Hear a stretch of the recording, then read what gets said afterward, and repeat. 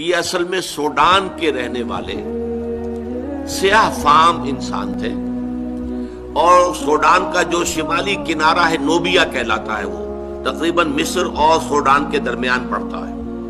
وہاں کے رہنے والے تھے، پیشے کے اعتبار سے کارپینٹر تھے،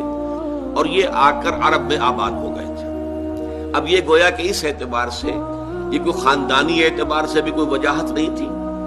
پیشے کے اعتبار سے بھی کوئی وجاہت نہیں تھی، کوئی دولت و ثروت بھی نہیں تھی، دنیاوی اعتبارات سے کوئی اس طرح کی معروف شخصیت نہیں، لیکن اللہ نے حکمت عطا کی تھی۔ وَمَن یُؤْتَ الْحِکْمَةَ فَقَدْ أُوتِیَ خَیْرًا کَثِیرًا، سورہ بقرہ میں فرمایا جسے حکمت عطا کر دی جائے